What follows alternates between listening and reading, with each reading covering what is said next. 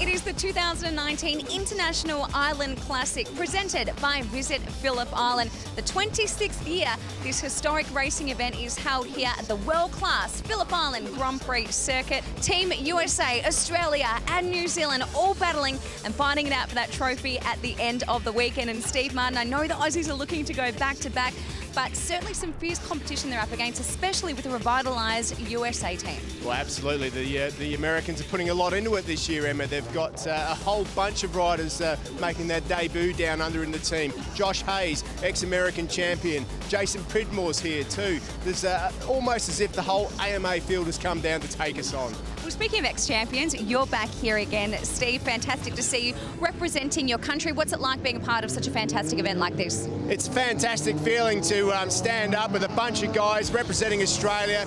I've done it for 10 years now. There must be something drawing me to this place, I can tell you. It's just a real great pride moment. Well, 3 days, 3 countries and 4 huge races. We cannot wait to see who takes home the title this weekend. Thanks, Emma and Steve. Before the racing action got underway on Saturday, the teams gathered on Friday night for some social drinks to get to know each other before they went into battle on the internationally famous 4.45 kilometre Phillip Island circuit. And Phil, it is one of the highlights for the weekend of these guys. They catch up with friends they haven't seen for a while. And in fact, like the Americans, coming down and meeting a lot of people for the first time. So it was great for them all to get together, have a few frosty treats before the teams were announced. Representing Team Australia in 2019, last year's Ken Wootton Trophy winner Dave Johnson, 3 times champion Sean Giles, Jed Metzer, Laurie Fife and Craig Ditchburn. As well as the Irish-Australian Paul Byrne for his second time, the very rapid Nova Castrian Aaron Morris, Scotty Webster, Cam Donald, Dean Orchard and the evergreen Steve Martin. Rounding out the field for Team Australia will be Bo Beaton and also the veteran Queenslander Johnny Allen. Emma Francesco caught up with some of the key members of Team Australia. I am here with Bo Beaton from Team Australia. 8 international classics already. Welcome back to the island. Looks like the Aussie team is pretty strong this year. You feeling confident? Yeah, I think we're feeling confident as a team. We've got a lot of people in the top 10 there, and the Americans have definitely brought back a strong team this year. There's no doubt about that, and some great machinery. But I think the talent we've got in our team and some good quality bikes, there's no doubt we can be at the front. Plenty of preparation heading into an event like this? Yeah, look, unfortunately we were a little bit behind the schedule. We're getting our bikes together and we didn't get any testing in.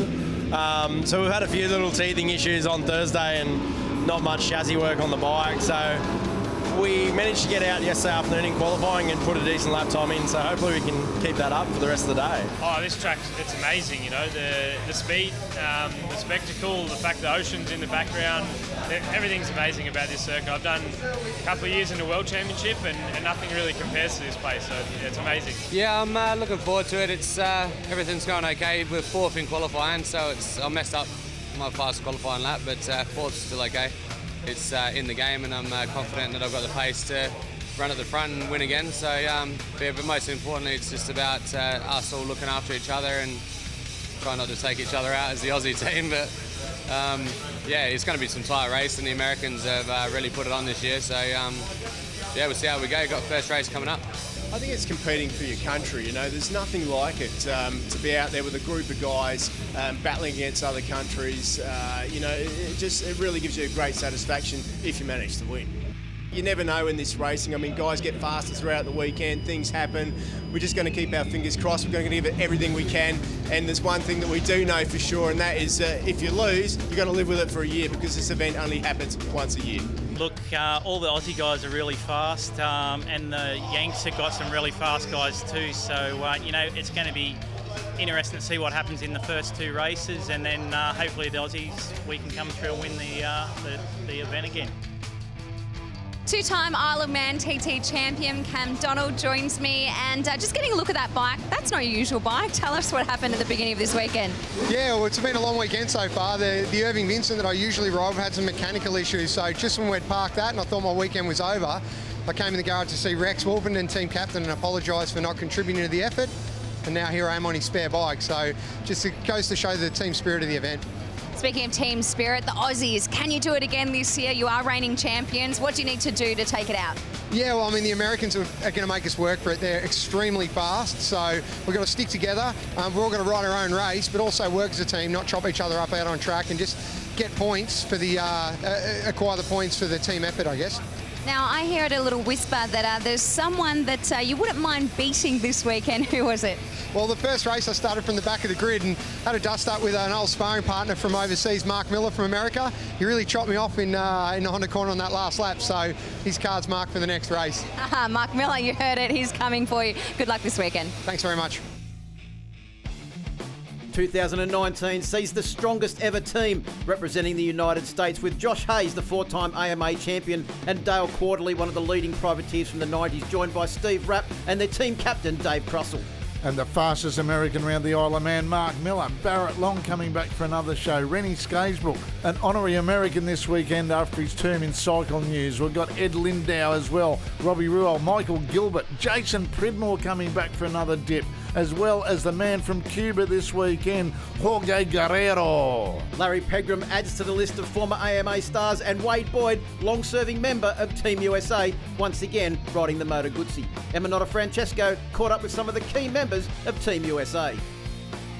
It is Dave Crussell, the captain of Team USA. Now, you've been here since the 90s. A big job for you, though, as team captain. What's it like being a part of and organising an event like this and a team?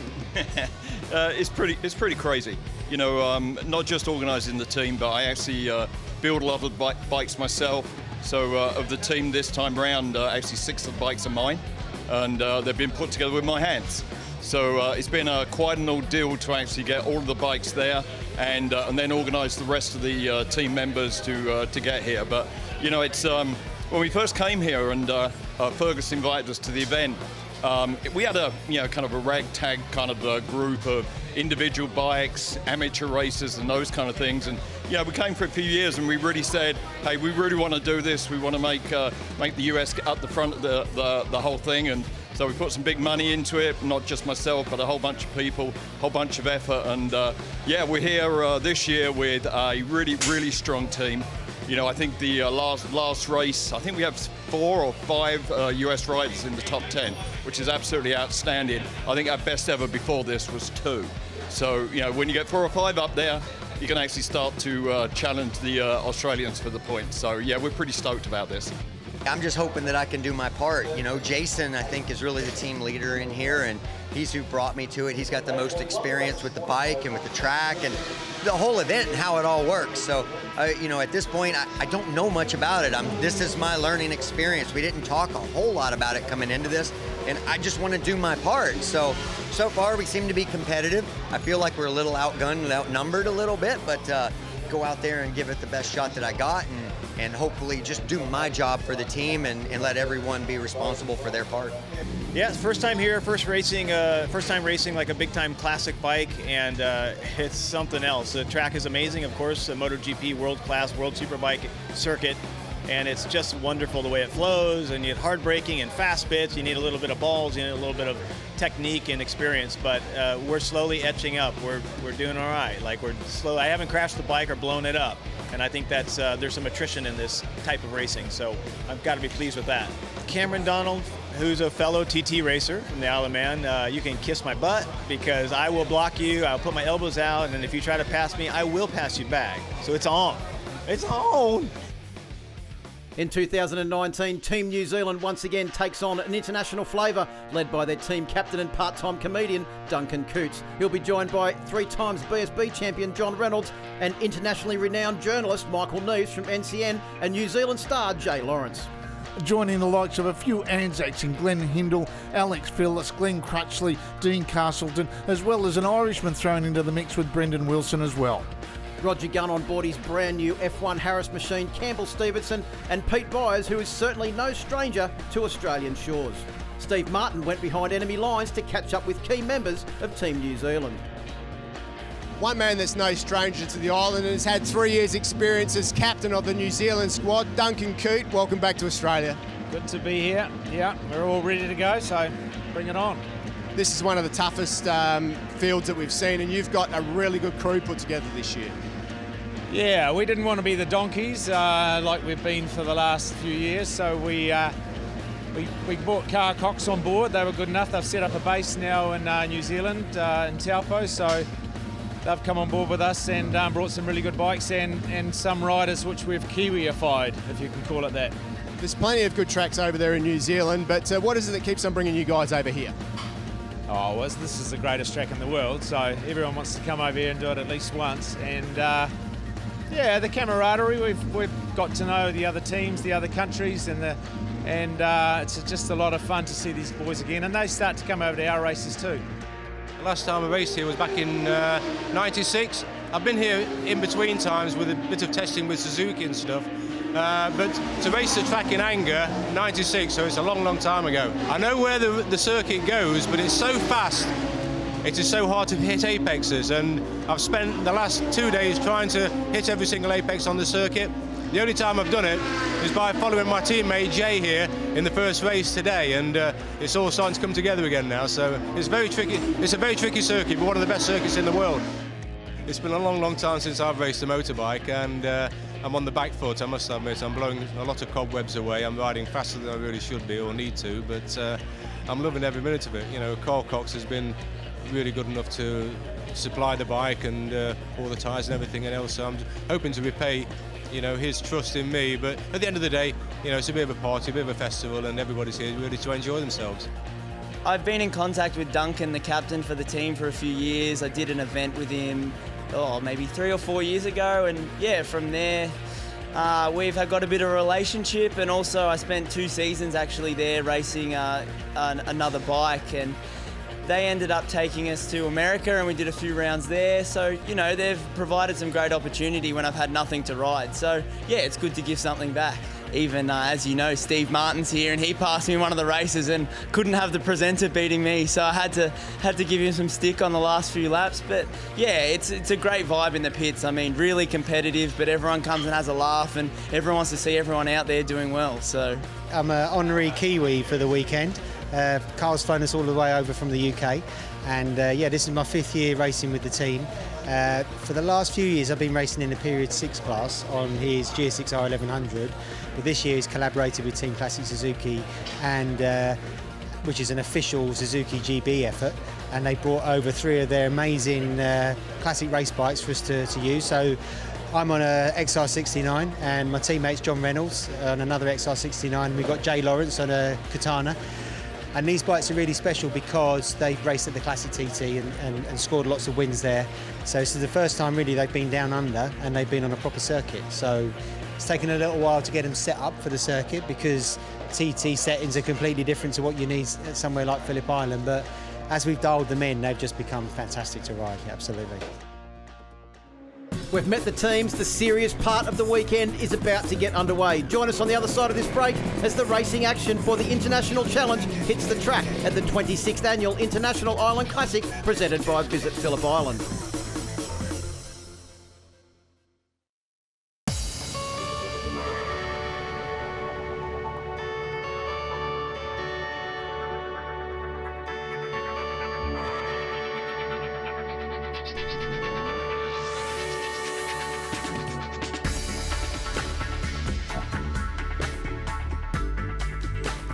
Back of pit lane here at the Phillip Island Grand Prix circuit, catching up with Kim Story, who is the General Manager for Destination Phillip Island. And Kim, what a fantastic event to be involved in. But of course, when you leave the track, there are so many sensational things to do across the entire weekend here in Phillip Island.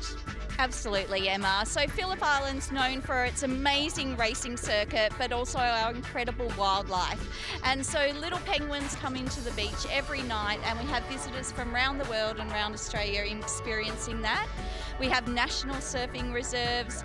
We have fantastic seaside villages with restaurants and cafes ready to welcome visitors. And you can really have a whole of island experience here on the island. Absolutely love spending the whole weekend here. Can the Aussies do it again? Absolutely. We're supporting the Aussies, but it's great to see the US and New Zealand contingents here, and that's what Phillip Island's about. We're an international destination, and we hope to attract more visitors every year for this event. Thank you very much, Kim. Enjoy the weekend. Thank you.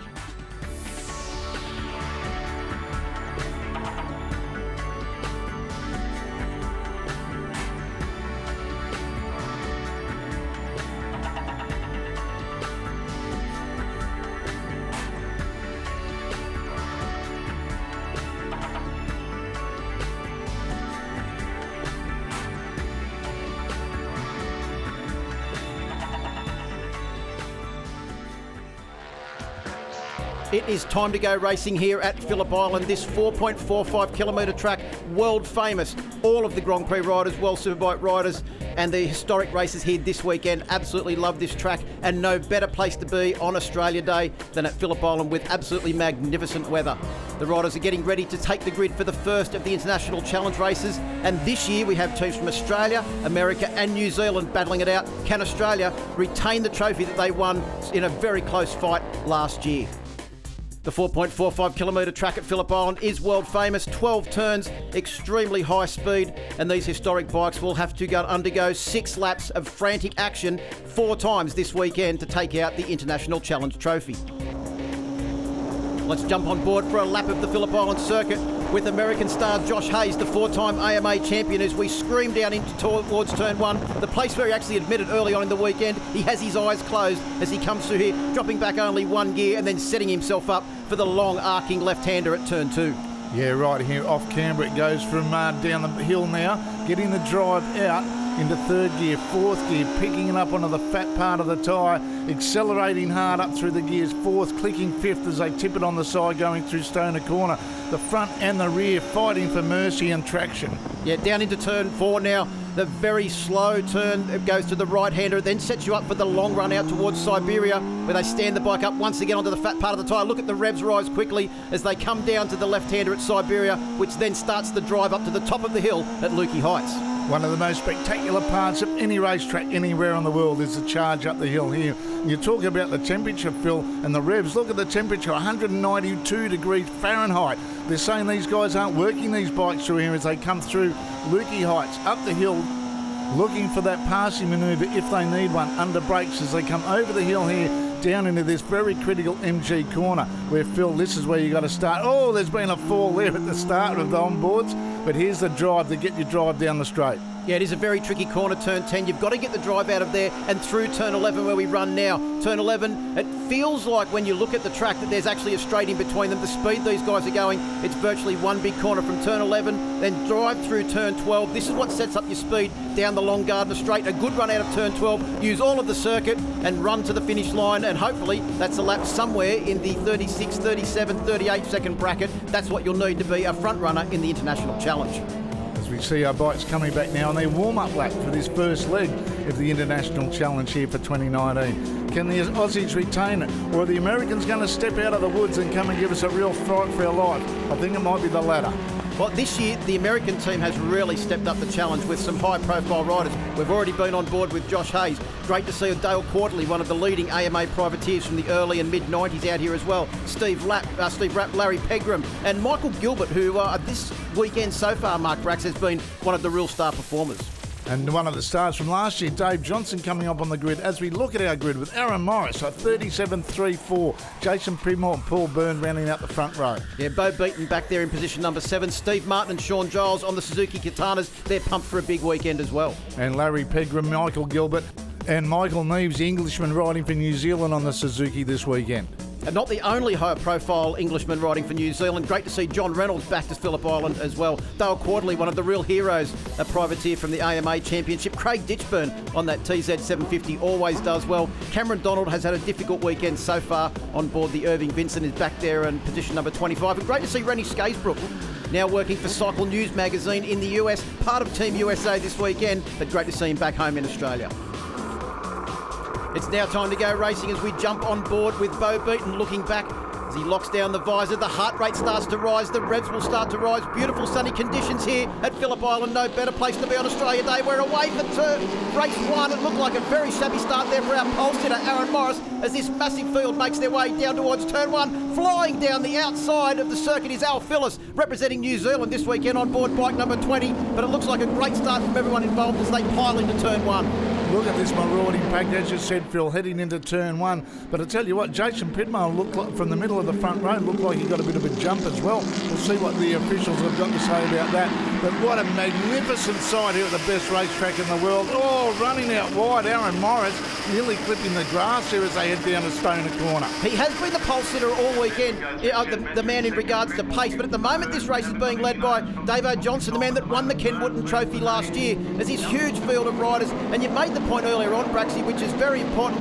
These guys are not out for a Sunday ride. They are racing. Look at Jed Metzer, almost elbow down around Siberia corner on one of the only Harris Hondas racing anywhere in the world. And it's only the first lap, and the tyres are fighting for adhesion. All the different lines, but on board with Jed Metzer as we go up the hill. Davo Johnson running a bit wide.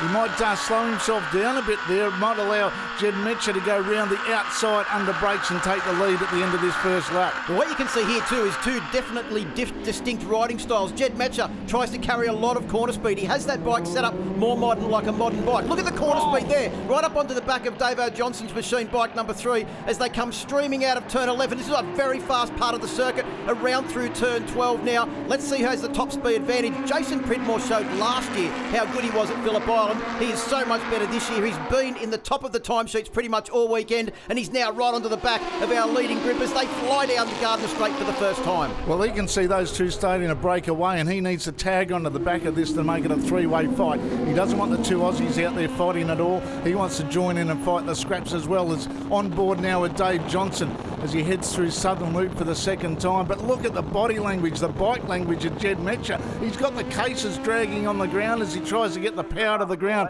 of that T-Rex Honda. Yeah, right behind Jason Pridmore on bike number 43, the Ralph Hudson Yamaha. Oh, look at the smoke coming off Jed Metzer's machine, the rear tyre. Right behind him, bike number 4, Josh Hayes. Didn't expect to see him that high up in the order this early on in the weekend. You say he rides his corners like a modern superbike, Phil. Did you see him backing it in there like a modern superbike?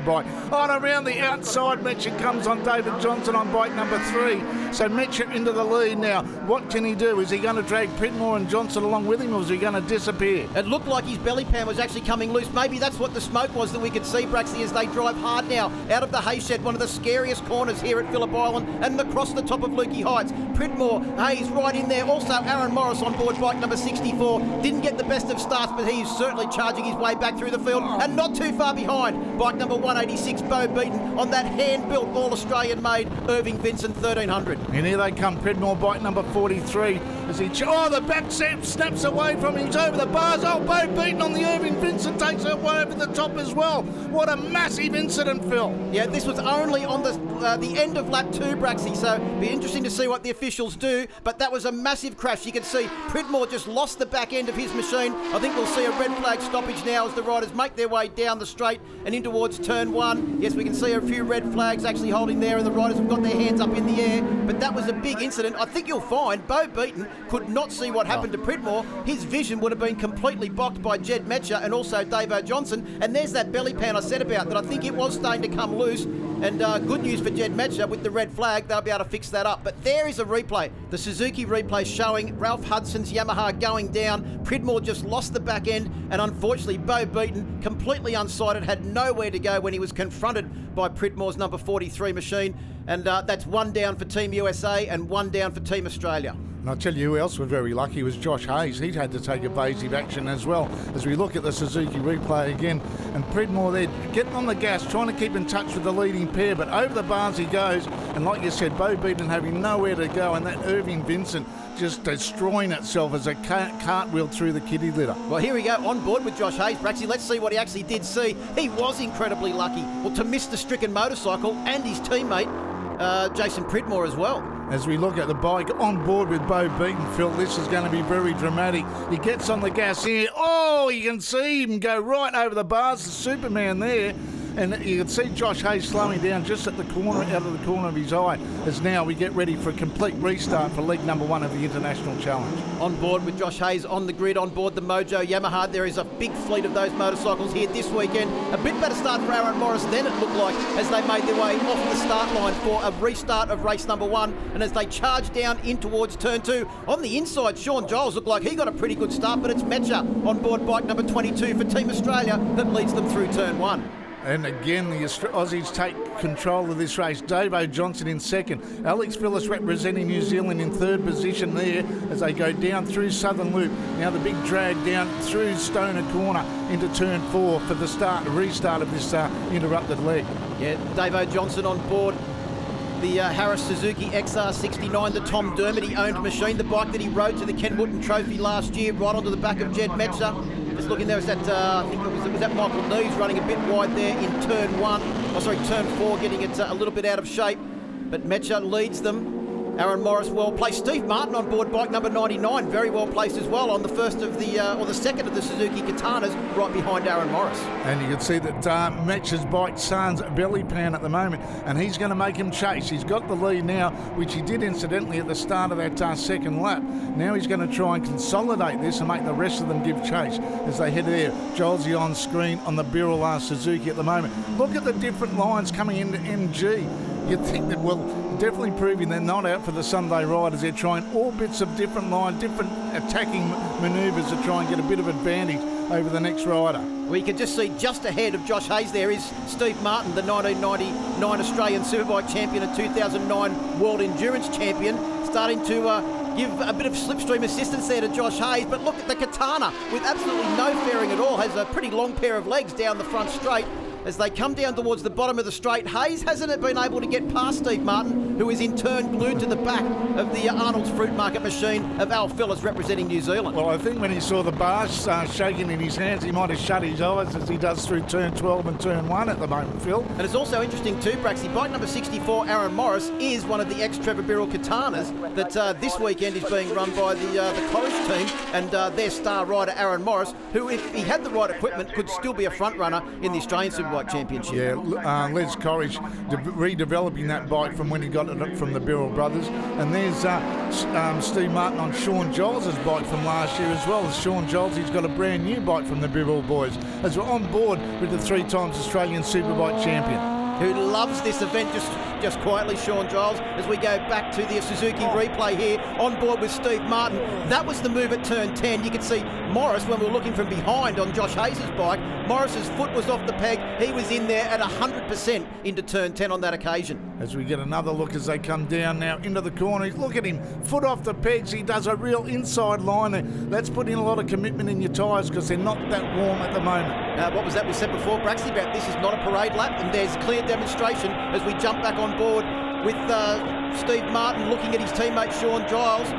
Right into the slipstream now. You can see the advantage of the slipstream there. 2 identical motorcycles, the Birrell prepared Katanas with those magnificent frames built by Dale Gilbert. Josh Hayes also puts a big move on Al Phillips to move up 1 position for Team USA. The USA team scoring some good points here in this race. Not too far behind is that Steve Rapp or Larry Pegram on another one of the Mojo Yamahas just behind Steve Martin. And these bikes are over 30 years old, Phil, but still cracking down the Gardner Straight, topping speeds of 246 to 250 kilometres an hour. Well, and when you can see the lap record in this class is a 36.3 set by Jeremy McWilliams a couple of years ago. They are not hanging around as Morris now into the lead on board the Corrish machine, doing a great job. Look how out of control that motorcycle is. Well, I was just going to say the same with Jed. It looked like he was losing the front as he tipped it into turn 4 then, which allowed Aaron Morris a little bit of an advantage.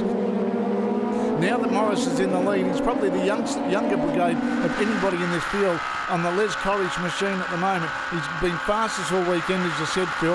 Now he's in the lead for the first time. What can he do? Well, he hasn't been getting the best of starts, but that's no surprise because he's only spent a couple of days on the machine, Braxy, doing a ride day at Eastern Creek. You don't really get to practice your start. So he's got off to a pretty tardy start, but he's now shown the pace that he's got. He's into the lead and he's starting to show everybody else a clean set of heels, as he has done for the rest of the weekend as well. But look look at the style on board that Katana, and isn't it great to see a Katana out front, because this class over the last couple of years has been the domain of Formula One machines, but it's great to see an original Katana out front.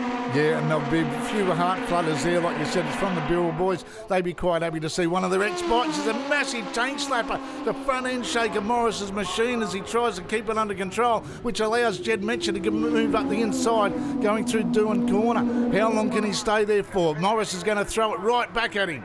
Well, there's obviously no handling problems with the Katana around the corners, but that was a little bit unnerving, and I'd say Morris just had to get out of the throttle of fraction, and allowed Jed Metcher with the full fairing and great drive and a full head of slipstream to get his way back past again on that Rex Wolfenden prepared Harris Honda. And as we said, Braxy, one of the only Harris Hondas racing anywhere in the world. Most of those Harris chassis have got either Suzuki, Yamaha or Kawasaki engines in them. Yeah, well, you know, Rex, he's been a loyal supporter of Honda for a number of years. As on screen we saw a man that dominated last year, Dave Johnson, on board with him at the moment on the Tom Dermody XR69, the one that actually Troy Corser was on last year for a while at another classic meeting in Australia. But these bikes that come out here are just, they're right off the showroom, Phil, aren't they? And if you're wondering, Dave Johnson riding for Team Australia. Yeah, I saw the sticker on his fairing, Phil. He's a very proud Australian, and he'll be heading back over to the Isle of Man to fly the flag very proudly. As look at this, Alex Phillips and Steve Martin basically side by side on their Suzukis as well. And also Dave Johnson trying his hardest to keep away the four-time American Superbike champion Josh Hayes. Hasn't he really learnt this track very, very quickly? But what would you expect a guy of that calibre and that experience? But man, is he fast. Yeah, it is the battle of the Harris chassis here. Dave Johnson with the Suzuki engine, and of course Josh Hayes, well, Yamaha power, of course, as they make their way out onto the Gardner Straight now. Looks like the Suzuki's got a fractionally longer pair of legs as they make their way down Gardner Straight. Well, Josh Hayes was saying earlier on the weekend he had his eyes closed through turn one. Maybe he just shut them there a fraction as well, but it looked like right behind Sean Giles had managed to get away from the Al Phillips-Steve Martin battle as well on board bike number 19. So a great showing here from the three times Australian Superbike champion, Sean Giles. But look how close this are at the moment. Metcher is right onto the back wheel of Aaron Morris. This battle could go right to the wire. But Morris is starting to get his lap times down into those low 37s as well, as these pair for Australia lead. Oh, Josh Hayes from America moves up into third place overall, relegating Dave Johnson. So maybe for the first time we're going to see an American on the 1, 2, 3 step of an international challenge race here at Phillip Island. Well, this is a great battle because there's been two overtaking manoeuvres between the exit of turn 4 and the exit of turn 5 Siberia corner as they make their way up towards the top of the hill now, as we jump on board with the Suzuki replay. Coming around through turn 12 and out onto the straight. I think we'll be on board with Aaron Morris, and we'll soon see Jed Metcher start to make his way past. No, we're on board with Jed Metcher, and Aaron Morris makes his way past. There's certainly nothing wrong with that Birrell engine in the Suzuki Katana. That was just a Suzuki replay of the lead changing hands yet again. Oh, and talking about the positions changing hands. Steve Martin up the inside of Alex Phillips. That's Australia versus New Zealand right there in the battles for the points. Well, Al Phillips also has just announced a big deal for the Australian Superbike Championship on board of Suzuki as well, and he's doing a great job here this weekend on board the Arnold's Fruit Market Suzuki, representing Team New Zealand.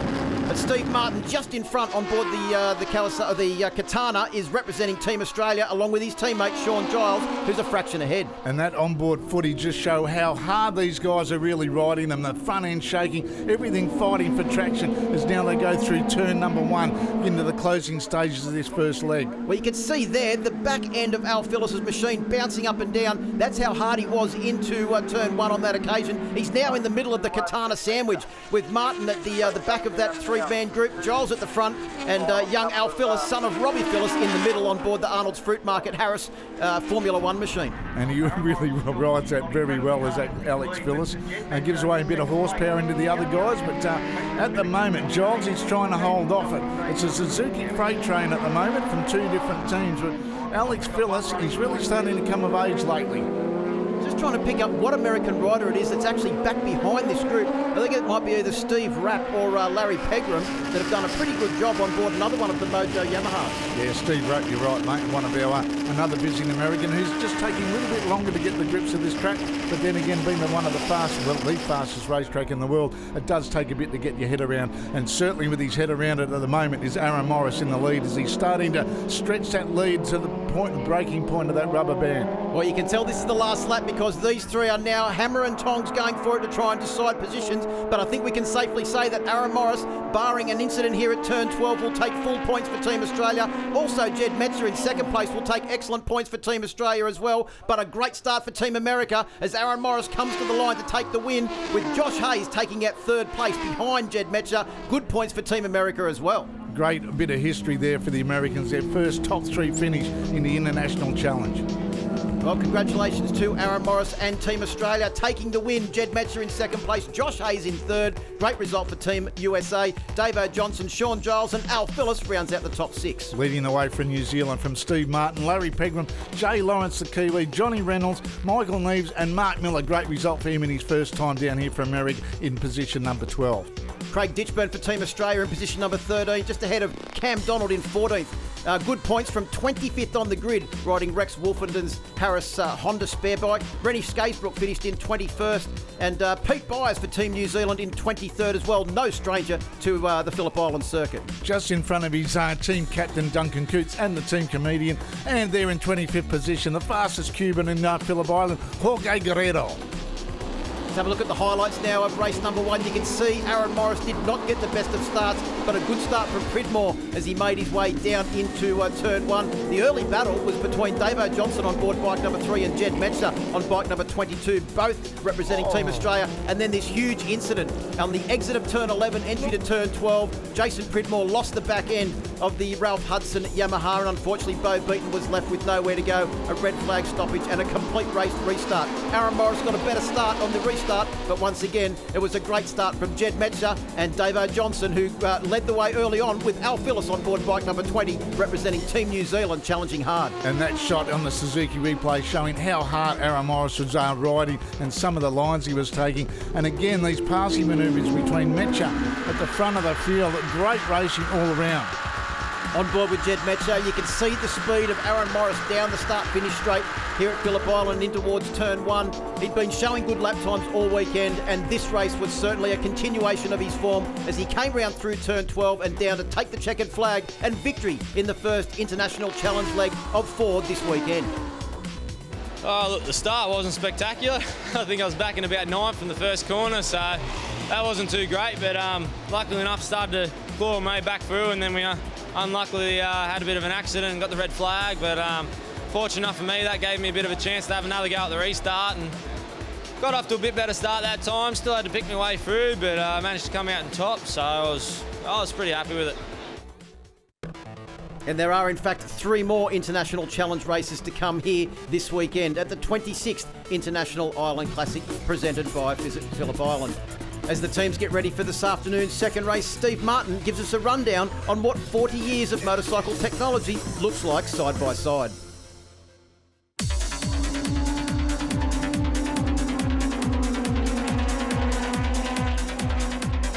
It's hard to believe that the bike that I ride out on track is actually 38 years old. But we're not here to talk about the age of this bike. We're here to talk about the development between the bikes that were around that long ago compared to the new bikes that are out in the market. How much development has there been?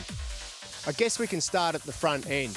Of course, on the old bike, we've got conventional forks, whereas the new bike, the new Katana, has got upside down forks which are stiffer and make the bike handle better.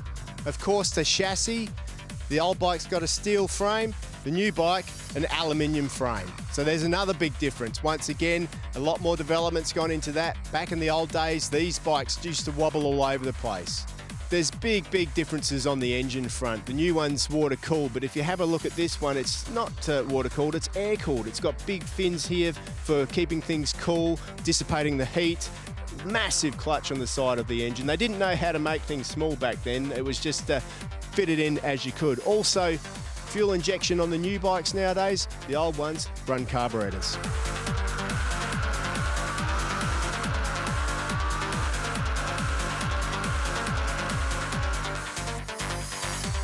Bikes initially came out with a twin shock rear end like we've got on the back of this Suzuki here. In the early 80s though, Yamaha developed the monoshock rear end. That was able to use a linkage, and that linkage system smoothed the ride out considerably. All the other factories copied, and now on every bike nowadays that comes out, we have the monoshock rear end. In the last few years, we've seen new developments come on, and that's on the electronic side of things. The old bike, of course, it's got a spark plug and just a couple of wires that lead up to the on-off button. But this new bike has got ABS, it's got traction control, engine brake assist, so many different things that make these modern bikes really safe to ride. So there you have it. The difference between the old and the new, it's quite a bit.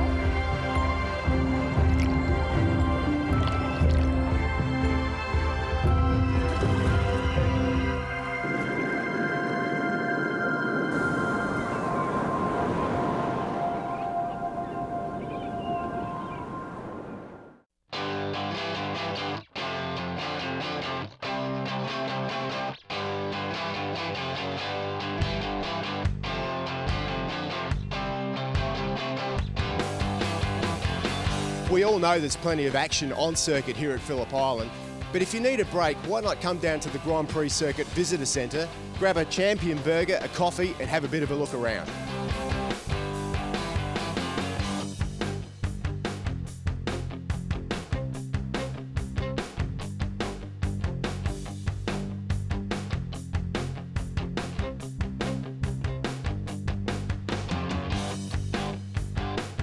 If you're nostalgic, there's really hot looking cars and even bikes made by Kerno Reeves here. Have a look at this Arch, for example.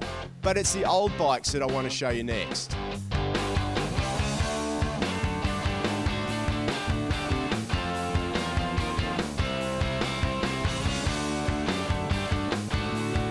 Big names to see. Randy Mamola's bike, Eddie Lawson, John Kaczynski, so much nostalgia. But the bike that they all come to see is that number 46 there. That's the bike that Valentino Rossi won the championship on in 1997.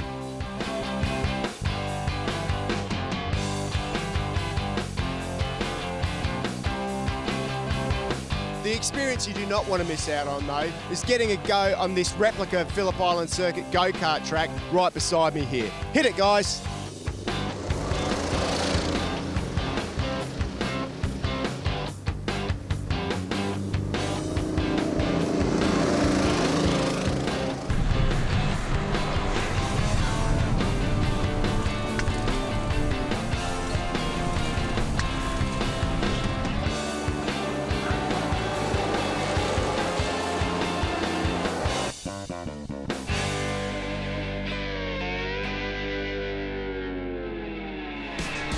The riders are out on track getting ready for International Challenge race number 2 here at the 26th Annual International Island Classic presented by Visit Phillip Island this weekend. And Davo Johnson unfortunately heading back towards the pits on board the Tom Dermody machine, the bike that took victory in the Ken Wootton Trophy last year. Hopefully they can get that fixed because we need him back out on track to score good points for Team Australia. There's Scotty Webster on board bike number 76, the only rider that has been in the Australian team every year for the International Challenge. As we look at the grid, and Aaron Morris on pole, from Josh Hayes moving up to second from Jed Metcher, Davo Johnson, Sean Giles and Larry Pegram on the second row. Steve Martin will start out of position number 7 with Craig Ditchburn and Cam Donald. Hopefully he can get a good start on board that Harris Honda. Then Steve Rapp, Alex Phillips on the fourth row of the grid as we go through the field with the standouts. Jono Reynolds from the UK, Mark Miller from the USA, Michael Gilbert also from the USA. Michael Gilbert's getting better and better every race. Rennie Skatesbrook out of position number 22. He's improved a little bit. And Brendan Wilson, representing Team New Zealand, also has been doing a great job here this weekend as well. And there's my favourite Cuban, Jorge Guerrero, in position number 28, representing the US on his first visit down under. Yeah, Laurie Fife in there as well. Dave Crussell, the Team USA captain. He's brought a whole lot of fast riders this year. He'd have to have a smile on underneath his helmet. Speaking of fast riders, we're on board with Josh Hayes, who have now taken up the mantle as the lead rider for Team USA after the demise of Jason Pridmore in race number 1. Good start there from the front row of the grid. It looks like Josh Hayes has got an absolutely cracking start. And I think that was Barrett Long on board bike number 29 on Robert Ruolt's Harris Kawasaki that was heading towards turn 1 with the front wheel well and truly in the air. And Aaron Morris going through there as well, recovering from that start. But Larry Pegram got us good start from the second row of the grid too to slot in there in that leading bunch, as we saw, well, some of the wildlife from Phillip Island, the Cape Barren geese, who are part of this racetrack that make it all the more exciting. As Josh Hayes heads down now on that Mojo Yamaha, there's a hand go out. Was that Scotty Webster? I'm not sure whose hand went out then, Phil. I think it may have been even Dale Quarterly on board one of Kerry Andrews' hypercycle machines as they streamed down in towards turn 1. Look at that Jay Lawrence on board bike number 37 for Team New Zealand, trying to go around the outside of Cam Donald on bike number 2, the Harris Honda of Rex Wolfenden. Oh, and Josh Hayes up the inside of Jed Metcher as they go through Siberia. He doesn't even have a look down. He puts the power down as they head up through the hay shed for the first of this 6 lappers. Oh, it was that Aaron Morris going underneath then on the VP Racing Fuels machine as he heads up the hill, moving up into 3rd position. Yeah, it's a case of move aside coming through Aaron Morris, who hasn't been getting the best of starts. As we mentioned, Braxy, no real surprise there. This weekend, today, is actually the first time he's had to have a race start on board bike number 64, the VP Fuels Corish machine, and he's right in the lead group now. He hasn't taken as long as the first race to get back up into this lead group as they come out of turn 11. That was the scene of the big incident involving Jason Pridmore and Bo Beaton in race number 1. Good news is they're both A-OK and on their way to hospital for a little bit of further treatment, but good to see them conscious, and hopefully they'll be back at a racetrack again soon as Morris just goes streaking past both Jed Metcher and Josh Hayes. What about the speed of that Katana with no aerodynamic efficiency at all?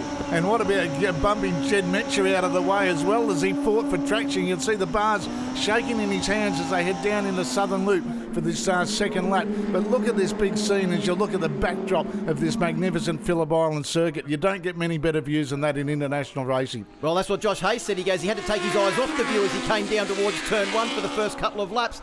As they go through turn 3 now, with that backdrop in the background there, you can see that Aaron Morris is trying desperately hard to get away from Jed Metcher, but just can't quite do it. A great start there too. Let's have a look at the Suzuki replay now as they come onto the straight. You can see Hayes right in behind the screen. Aaron Morris has just got unbelievable drive right out wide on the ripple strip and went past them as they went underneath the start-finish line. That's probably not even really using the slipstream. Now, here's the best view in road racing, I reckon. Aaron Morris going through. The track disappears as all you can see is the Southern Ocean in front of you. Then you've got to get refocused through to turn 1.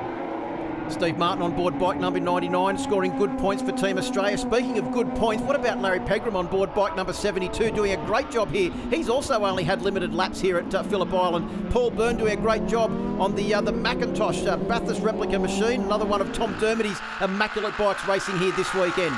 As on board at the moment with Jed Metcher, I think we are. Aaron Morris in front at the moment. But Steve Martin's a quiet achiever this weekend so far, Phil. He had a bit of a wretched time on Thursday and Friday during practice and qualifying, but he's finally finding his mojo at the moment. Well, that's a good point, Braxton, because early on in the weekend, he was actually questioning his own ability as a rider. He's worked hard on the setup with the guys in the team, and his pace has been getting better and better ever since he made those quite substantial changes to the suspension. And look where he is now. Bike number 99, absolutely flying. How can you say you're losing it when you're still doing 137-minute laps around this place? It's just amazing. I'd be pretty happy doing that, but Aaron Morris is the one that's doing the 136s at the moment, leading the field as he stretches that lead. And as you said, Phil, the acceleration of that VP Racing Fuels machine as he heads down into turn 4 again, and he's just holding off the attentions of Jed Metcher at the moment. Oh, Paul Byrne runs it wide on the XR69 as well. Yeah, hopefully that wasn't a problem. He just got in there a little bit too deep. I tell you what, Aaron Morris has really got some good pace going at the front, but Jed Metcher is hanging on very tight on board bike number 22. So good points here for Team Australia, good points for Team USA as well. Let's have a look back and see where our leading Kiwi rider is. I think that will be Al Phillips, maybe back there. I think he's in about 6th or 7th position at the moment. Oh, Metcher just stood the bike up there, didn't look comfortable as he came through the top of Lukey Heights. Steve Martin looks like he's also on a charge. He's got closer to the back of Larry Pegram's machine, bike number 22 as well. And good news is Paul Byrne is still circulating around the track, scoring good points for Team Australia. Oh, Jed Metcher down at turn 10. Yeah, he started going over the top there where he missed a gear, Phil. Tried to collect it all up, but actually outbroke himself going into MG and just lost the front. Manages to pick it up again, but his race is well and truly done. Yeah, I don't think he's going to be able to get that bike started and back out on track. So that's a loss of points there for Team Australia, as one of the marshals gives Jed a hand to try and get it, but he's going to be right at the back of this field, Braxy. So not too many points, especially when you look at the point score. 40 points for first place, 39 for second, 38 for third, and back down the order like that. So not a lot of difference between... Oh, Larry Pegram almost off the track there. Has he managed to save it? I think he's off the track. Can he keep it out of the gravel trap? No, I think that might be Larry Pegram. He'll be dropping back through the field as well now. Yeah, I think that's a retirement for him because he stood it up, similar to what happened before as we look on a Suzuki replay. Over the hill, this is Metcher, on board with Metcher as he comes down. Oh, you can hear the front end chattering, the back end chattering as well. Tips it on there, just in a little bit too hot, tucks the front. Nothing too severe on that one, but just enough to destroy your race. Yeah, I think he has had a couple of gear selecting problems so far this weekend. Looks like a recurrence of it there, which caused that incident. As you said, Braxy, it really started at the exit of the top of Lukey Heights, and unfortunately, he got caught out in the middle of turn 10. Back on board now with the Suzuki replay, and I think that was Larry Pegram going wide at turn 2. Yeah, it was, and Josh Hayes going around the front of him too, so that was close to a bit of a disaster for both Americans. That could have been bad loss of points there for Team USA, but the good news is bike number 4, Josh Hayes, 4-time AMA champion, is still back on track to score good points. But Steve Martin, with all of these incidents, is clawing his way forward. I think you'll find he's up into second place now. Yeah, well, little increments, but I was just going back to Josh Hayes on that Mojo Yamaha, Phil. Coming down here for the first time, he has really set it amongst them. He's not worried about reputations, and it's just proving how good a racer he is to come down with this USA team and really lift the bar in this international challenge competition. Well, he said there's so many new things for him this weekend, but one thing that's not new for Josh Hayes this weekend is he's racing on his favourite Dunlop tyres. Looks like he's got a problem as well. He's slowing right down there. Slowed there a little bit. You can see that he's not revving the bike, or maybe he's even got a gear shifting problem because it's not going all the way up to the red line like it was earlier on. Maybe he might be trapped in fourth gear. I like the way they've been saving the engine too, Phil, only revving out to 10,000 revs on these big 1,000cc machines. But look at the temperature, 195 degrees in the old skull, but the water going through that cooling system. Oh, Steve Martin, he was having worries about his own ability at the beginning of the weekend. Look at the way he's riding now. Lofting the front wheel on the exit of turn 2. On a charge, you can see Aaron Morris ahead. He's got the ears pinned back. And this is the 2009 World Endurance Champion, back to his very best. Yeah, it's a long time between drinks since I've seen Steve Martin competitive here. He's had not so much being competitive, Phil, but just the reliability of his machines in the last few years. He's had a few mechanical issues which has negated his charge. And also Sean Giles making his way back through the field there too. Braxy, we could see after both he and Al Phillips had to start from pit lane. Didn't get down to the end of pit lane before it closed, but Al Phillips, he's charging his way back through the field, doing a stellar job for Team New Zealand. And he's on board with John Reynolds on that Team Classic Suzuki Racing, owned by Steve Wheatman from England. These machines, Phil, with the Carl Cox banner on the background, but you've seen these machines up close, Phil. They are just so well prepared. Yeah, it's great to see John Reynolds out here on that bike that technically doesn't fit within the rules, but they've got some extra weight on board. They've also reduced the rev limit, and it's good to see that bike out there, which is an absolute work of art racing in this class. And look at the weather here at Phillip Island. As you said, Phil, Australia Day on the island. You can't get much better than that. And Al Phillips on the Spartan Arnold XR69. He's gone from the outside, dived up the inside of turn 12 to get the line. On board with Al Phillips at the moment as he goes storming down Gardner Straight.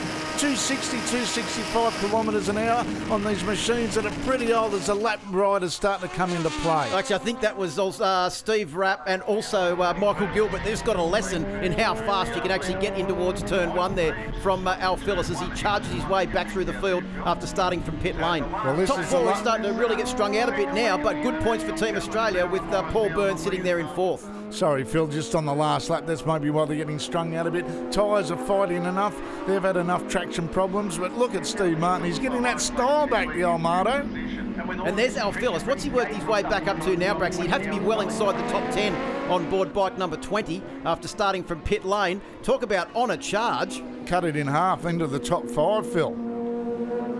Well, there's John Reynolds on board bike number 7. Isn't it great to have the 3-time BSB champion out here? Who's that he's battling with? Was that... Well, I think it was Dean Orchard on board bike number 88 who's doing a good job on another one of the Carl Cox Motorsport machines this weekend as well. As we go back to the front, and it's Aaron Morris on bike number 64 on the VP Racing Fuels machine. Oh, he just tucks it onside underneath one of the back markers as he comes onto the straight again. Oh, look how hard he's riding that machine, Phil. I think Aaron Morris is going for the lap record here as he comes down the Gardner Straight, takes the checkered flag. In fact, he was so fast, I think he even beat the checkered flag to the finish line. Looks over his shoulder.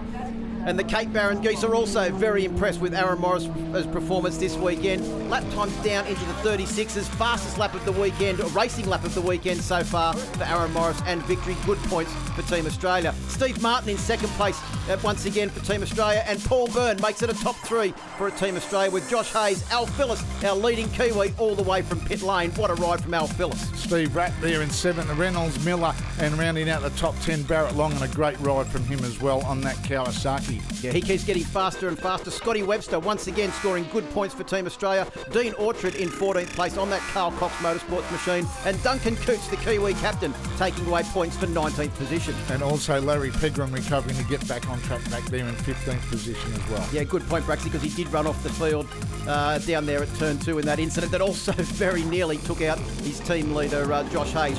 Let's have a look at the Suzuki highlights now, along with all of that huge crowd on top of the pit buildings there at Phillip Island to see Josh Hayes get a great start in race number 2 and left the pole sitter, Aaron Morris, in his wake and back in the field.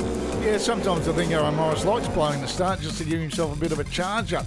And certainly look at this charge as he comes down the straight and just motors his way past his opposition to take the lead and stretch it out, and just shows how much Hayes is under power, but had a bit of a mechanical issue there by the look of it, Phil. At the same time, the battle was really heating up behind with Larry Pegram putting in a great job, Steve Martin and also Paul Byrne, and that was the end of Jed Metzger's race. Unfortunately, a missed gear coming down into turn 10 as we have a look at the Suzuki replay. You can see the front end chattering and the front tyre called enough. Unfortunately, an early exit for bike number 22. But this battle for the minors with Steve Martin nearly come unstuck for the Americans as Larry Pegram had some mechanical issues, and his teammate Josh Hayes had to take evasive action, but nothing could stop Aaron Morris as he comes motoring down there on the VP Fuels machine to take the win. Oh, I got a bit better start than earlier on today, so that made it a lot better, made it a lot easier for me, a little bit more straightforward, you know. First race when I was coming back from 9th, whereas this one I think came back from about 5th, so made it a bit easier. Once I finally caught the boys, I kind of made a little gap and away I went. It was unlucky Jed went down, but you know, that's racing. So, no, look, definitely happy with the win. Bike's working pretty good. We started having a few troubles with it. We actually had trouble with third gear, so fingers crossed overnight tonight we can fix that and see what we can do tomorrow. And after 2 rounds, the points for the Ken Wootton Trophy Award are Aaron Morris in first with 80 points, leading the way for Australia. Josh Hayes on his first visit from the USA on 75 points. Steve Martin in 73. Al Phillips from New Zealand on 71. Sean Giles on 66. And rounding out the top 6 is John Reynolds. Australia leads the team challenge with 326 points over Team USA on 311, and Team New Zealand close behind on 253. Emma Francesco caught up with the biggest stars in the paddock here at the 26th International Island Classic this weekend. I'm feeling a little bit starstruck because Carl Cox joins us again this year and working with Team Kiwi. Welcome back. I know you love Australia. I know you love this track, but I want to know, how did you make that transition from being an international DJ to getting into motorsport? Yeah, you know, I mean, the transition in some ways of actually being a team boss started in 2013. And it started off with a sidecar team for Smith & Shorter Racing in New Zealand, and a friend of mine now who's a team manager called Gavin Sokolic. Between us, we decided to create this Carl Cox Motorsport team. And 5 years ago, we had our first motorbike, which is our GSXR 750, which is still have today, and it's still going. I don't know how, but it is. This is the fun of it all. You know, when I first came to see the racing here, I was down at Turn 1 with a club called a 750 Honda 750 Club, and then I was at the fence, watching them all go by, and I just knew that that's not where I wanted to be. I wanted to be in the garage with the pits with my own team. So that's how it kind of started, that transition of that. Well, congratulations, because the expansion has been very quick. You started with 2 bikes, and now you're just quickly taking over pit lane. Yeah, it's kind of every time I hear the commentator, and the whole cars motorsport, and another different period. It's quite mad to hear my voice in hear my name over these machines. But at the end of the day, it's about teamwork, it's about the riders, it's about keeping the whole fun and the energy and the ability to see that these bikes still have race pedigree, you know, from what they stood for in their early days to where they are now today in the modern era. I think what brings me back more than anything else is that it's an amazing track to actually be a part of. And every year that I'm here as well, I mean, the sun's shining most of the time. I kind of enjoy the summer of all of that. But I think it's so much passion and enthusiasm from everybody that makes this event what it is. And it's just nice to be a part of that. Can I just ask you one more question? A lot of people are saying the Kiwis are the underdogs this weekend. How does that make you feel? Yeah, the Kiwis are never the underdogs. They always say never, and this is the best we got so far, but the best is yet to come. Carl Cox, it is an absolute pleasure to have you here. Good luck this weekend. Thank you very much. Appreciate it. Thank you.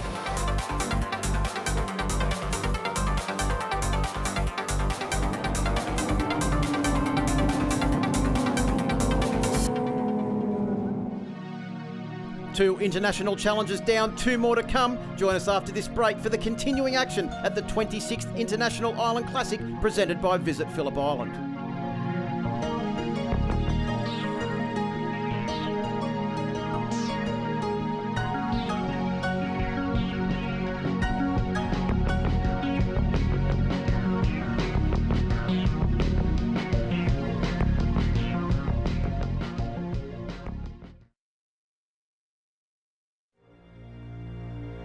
Phillip Island is an easy 90-minute drive from Melbourne. Connected by a bridge to the mainland, it is home to Australia's most popular natural wildlife experience, the Penguin Parade, as well as an abundance of unique natural and inspiring experiences. With a range of seaside villages to explore, enjoy cafe culture with sea views, shopping in boutique stores and a range of health and wellness experiences on offer. The island delivers rejuvenating experiences. Local produce is showcased by passionate restaurateurs, and meet the winemakers at boutique cellar doors. A range of boutique crafted beers are on offer at our local breweries. Discover Golden Bay beaches and majestic ocean surfing reserves that an island escape delivers. Stay a few days, a week, or discover more at visitphillipisland.com. There's more racing action on track than just the International Challenge races at the 26th Annual International Island Classic presented by Visit Phillip Island. 48 other races for racing buffs over the weekend, including the Phil Irving Trophy and the FIM Oceania Historic Road Race Cup, featuring classes from the 500 Forgotten Era, 350 Forgotten Era, 500 New Era and Unlimited Forgotten Era classes.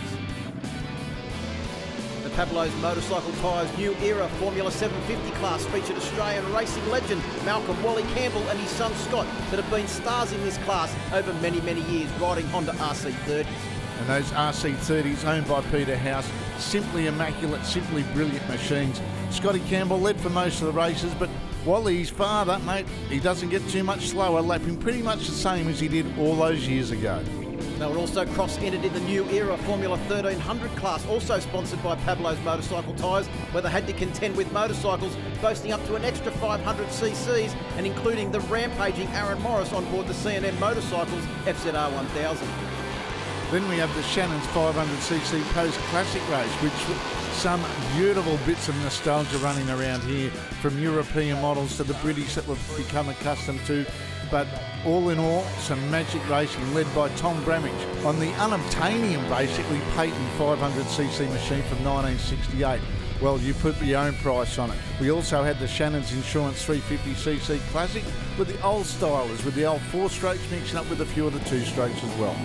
In the 350 post-classic class, it was the great mix of production and also genuine Grand Prix machinery, where we see the difference between TZs and RD Yamahas out on track. It's the same in the 500cc classic class, where you had TZ genuine Grand Prix machinery racing against more production-based bikes, both 2-strokes and 4-strokes. And in the Shannon's 500cc Classic class, these are for machines made from 1946 to 1962. Predominantly those old British bangers of the Nortons, the BSAs and the Ariels and the Velisets.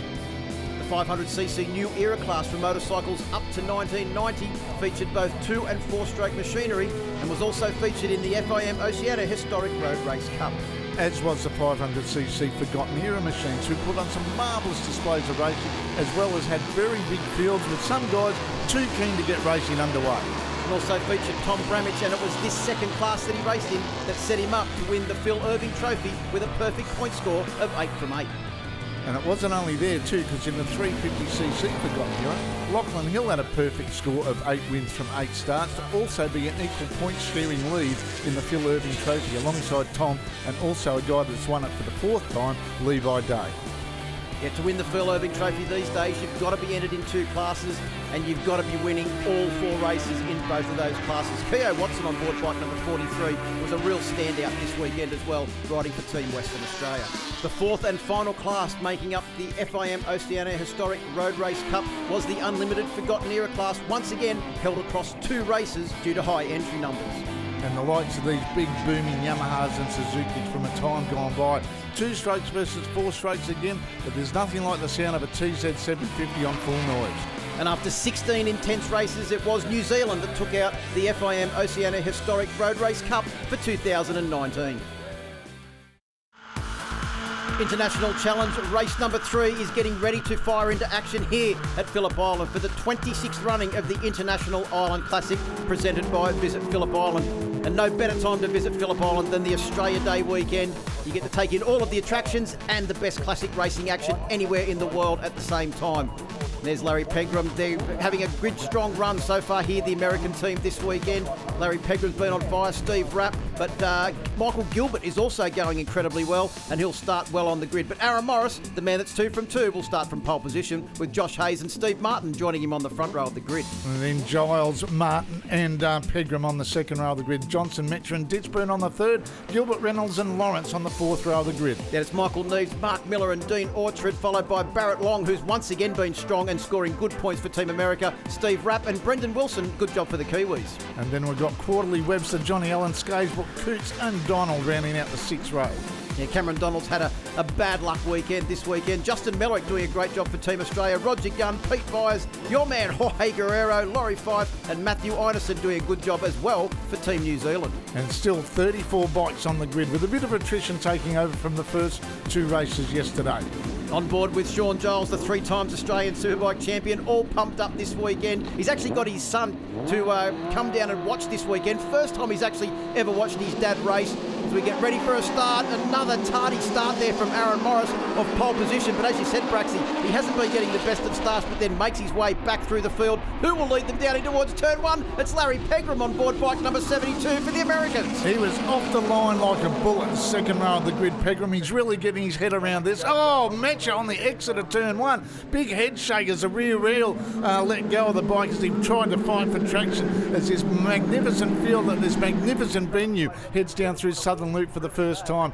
Jed Metcher wasn't the only one to have a big head shake, Braxy, but I think it was Larry Pegram leading the race. He was shaking his head, couldn't believe he was leading them down through turn 1 and turn 2, and he's still leading as they head down towards turn 4, but Jed Metcher has set up camp right on his ducktail. With Steve Martin getting extra bits of confidence every time he jumps on that bike. We're on board now with Steve Martin on the Beryl Suzuki Katana, but out front, look at this, it's going to be hammer and tongs for the entire 6 laps. Pegram leading the way, the American in front of Jed Metcher from Australia, Steve Martin from Australia, and again Jed Metcher was tipped it on its side through the hay shed, lose a bit of traction as well, and up the inside that was Morris going through Steve Martin. Get out of the way, Sunshine, I'm coming through. Yeah, I think we had a rider pull off at turn 4. I think that might have been Michael Neves for Team New Zealand as well.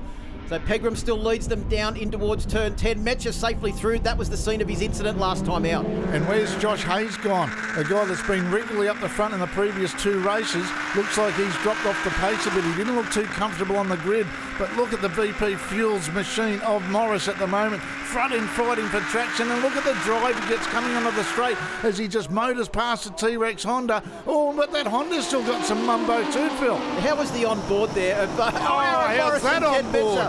They're riding for the same team. Settle down, fellas. We know Australia Day was yesterday. We want to score maximum points, but Morris and Metch are so close down the front straight. And also, Larry Pegram is still leading this race. Steve Martin's in there as well. And who was that right behind? Was that Paul Byrne on board bike number 52? He's well and truly in the mix as well. Isn't it great to see how strong the Americans have come down this year? Their contingent they brought down, they really mean business. There you see Pegram leading the way. This is the third lap that he's leading this race as he's got the rest of the Aussies right on his tail.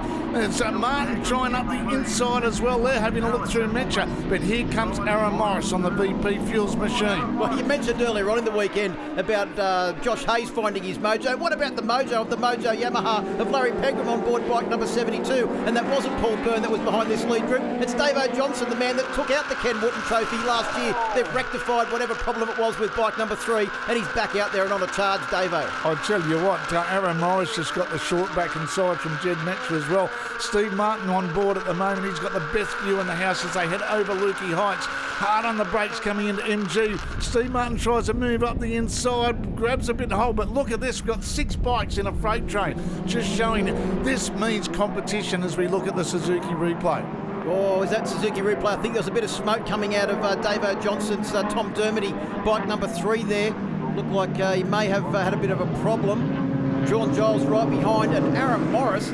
That was very close racing there, but as you mentioned earlier on, Braxy, this is not a parade lap. This is the hardest classic racing you will see anywhere in the world. Well, that's graphically demonstrated by the onboard, where you see the front end being twitched, fighting for traction as they come out now. Oh, up through Siberia, hard on the left-hand side of the top. Oh, look at that. Metcher just round the outside, gets the inside line through the hay shed. Well, desperation with a capital D as we see the riders make their way to the top of the hay shed, but now they're down in towards turn 1. Close your eyes and go through one of the fastest corners. Jed Metcher, corner entry speed into turn 2. Can't quite get around the outside. Steve Martin is lurking with intent on board bike number 99. And also Sean Giles on bike number 19, right on the back of his teammate. We've got 3 Katanas, Braxy, in the top 4. Trevor Birrell and the boys down there in the pits would be over the moon with this performance. I reckon that was on board with Aaron Morris. And these guys riding a bit harder than you would on a Sunday morning to get the Sunday papers. Look at this majestic sight. Pegram's still there in front. Aaron Morris, a big puff of smoke was that again from DJ's bar, Davo Johnson's machine. Yeah, I think he's dropping off the back of that group at the moment. Yeah, he had a look behind and saw the big cloud of smoke. I think he may have also found that his boot is a bit more waterproof than what it was at the start of this race as well. And also disappearing that we haven't seen at all this race is Josh Hayes. Where is he? He's dropped right down the leaderboard at the moment. I think he's out of the top 10, which is really going to destroy his hopes of taking out the overall point score. He was in such a good position at the start of this race. And when you have a think about it as well, Aaron Morris for Team Australia now leads from Larry Pegram for Team USA. Then it's Steve Martin, Sean Giles, all getting great points for Team Australia as well. Unfortunately, Davo Johnson's dropped out of the equation, but right behind Sean Giles, we've got Jed Metcher on board bike number 22. Yeah, he's dropped off the pace from being up there in second position. But that just shows you only one little mistake and you can be back from second to fifth in one fell swoop. Oh, Steve Martin and Larry Pegram side by side. Yamaha versus Suzuki on the drag down Gardner straight into Doohan Corner. Aaron Morris getting a good jump on the rest of the field there. He's got a great drive onto the straight and he's managed to pull a couple of bike lengths between this group as we go on board with Larry Pegram now, who's got the most entertaining seat in the house with the 4 Australians right in front. Jed Metcher, once again, elbow down through turn 2. The body language and the way they ride these bikes belies comprehension sometimes. These bikes are the best part of 30 years old. The riders have probably seen better days, but try and tell that here at Phillip Island. It is just madness as we go hammer and tongs on the 4th lap of this 3rd international challenge here at the International Island Classic. Proudly brought to you by Visit Phillip Island as we go to another Suzuki replay. Just look at the power of these machines as they head down there. We're talking about Pegram. Well, has Pegram got a problem there? Yeah, I'm not sure because both Steve Martin and Sean Giles seem to make their way past, and then also Jed Metcher taking the outside line through turn 1 as well. But as we go up to the top of Lukey Heights now, it is Steve Martin and Sean Giles closing right back in on the ducktail of Aaron Morris's machine. When was the last time, Braxy, we saw Katanas 1, 2, 3 in this class, which over the last couple of years has really been the domain of the Formula 1 machines, most notably the Harris chassis? It's been a while, and it's just allude to that with the fact that when was the last time we saw Steve Martin fighting for the lead? He has really found something this weekend, as you said earlier on in the telecast. He had a bit of a confidence, question mark over himself, but now look at him. We've got the teammates. We've got, 4 Australian championships there. 3 for Sean Giles, as we're on board with him at the moment. Steve Martin, the 1999 Australian Superbike champion, and Aaron Morris, a runner-up in the Australian Supersport Championship as well.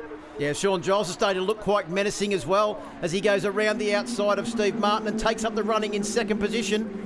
Round through turn 2 now. It is a Katana-a-thon at the front with the Harris Honda of Jed Metcher right behind Team Australia. 1, 2, 3, 4 at the moment. Larry Pegram doing a good job for Team USA as well. He's dropped off the pace a fraction, but he's still scoring the best points for Team USA. He's flying the flag by himself at the moment, is Pegram, for the USA team. Trying desperately, valiantly, trying to hang on to the ducktails of these machines at the front. 3 Hondas, 3 Suzukis, pardon me, then a Honda of Jed Metcher, and then Larry Pegram on the Yamaha. You can just see him on the back as we've got Aaron Morris on board as they come up the hill. What a sight as we look back down there at Bass Strait from the rear of Aaron Morris's motorcycle. Oh, through one of the scariest corners at Phillip Island, the Hayshed corner. What would that be? Flat out in 4th gear on one of these Period 5 machines, Braxty, as they make their way up towards the top of the hill now. I think you'll find closing in on the back of Larry Pegram's machine is his Team USA teammate Michael Gilbert. I've mentioned a couple of times this weekend, he is getting faster and faster every race we head out on track, and don't be surprised to see him up with this lead group very, very shortly if he continues his pace. Well, that's one thing about this 4.45 kilometre Phillip Island layout. The more laps you do, the more confidence you get in going as fast, because you really need the momentum and speed as on board as we come down Gardner Straight. But look at this quartet of riders as they head down now. They must be getting close to their last lap.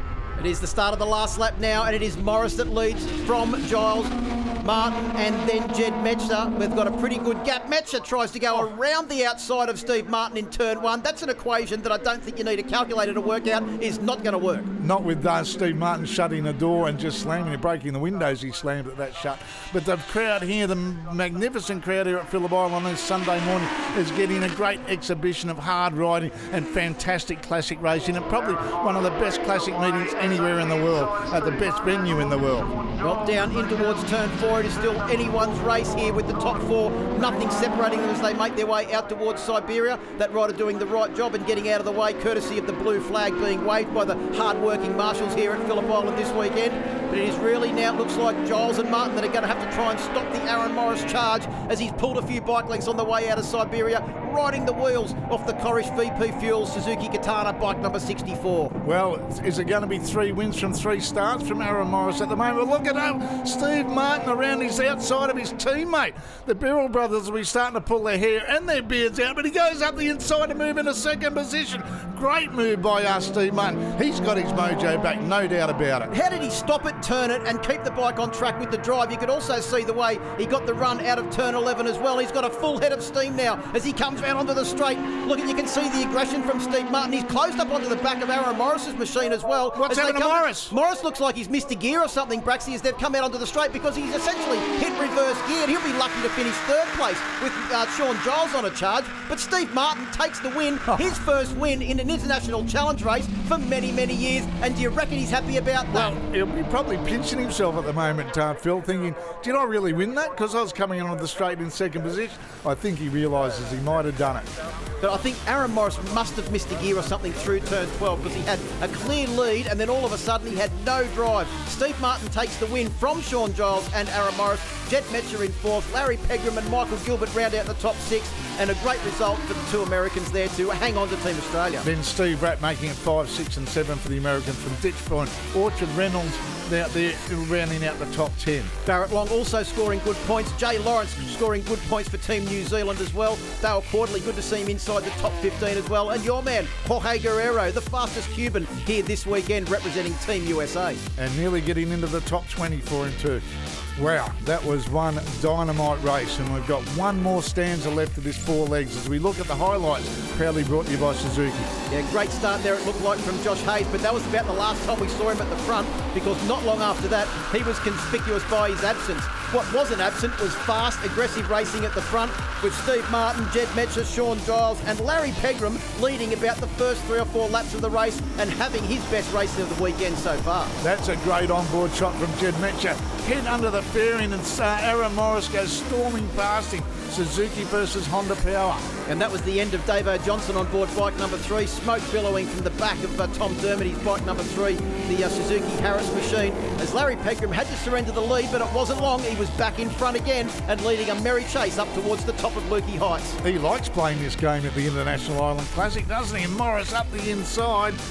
Pegram's just, I thought I saw a shake of his head there going, if you want that badly, son, I'm ready to play. Well, they say visit Phillip Island, it's naturally playful, and that is exactly what they're doing at the moment as they made their way down in towards turn 1 for the final time. Giles went past Steve Martin, and it was all on at the front of the race with the Katanas 1, 2, 3 with Aaron Morris, Sean Giles and Steve Martin out front of this race. Yeah, and I think the playful mood of these guys is a bit too much for the vast array of spectators here at Phillip Island today. And as they came out onto the start-finish straight for the final time, Aaron Morris must have missed a gear because Steve Martin, with a full head of steam, went sailing past along with Sean Giles, relegating Morris to third. Congratulations on your first win here in Phillip Island. You must be feeling really good. Well, I am feeling good, but I'm a little bit worried that you've stolen my other job at the moment, actually. Well, you know what? It's been a long time since I've been around this track. We didn't really do much practice coming into the weekend, but every time I get on the bike, I'm feeling about 5 years younger. So I'm feeling about 45 at the moment. So hopefully in the race later on today, I can keep it up. But it's such a great feeling to be racing with those guys out there. And not only that, to be on track with all the legends at the same time. A third place finish in race number 3 sees Aaron Morris hold a slender 5-point lead over 4-time AMA champion Josh Hayes, who is getting faster and faster in his first ever visit to this magnificent Phillip Island circuit.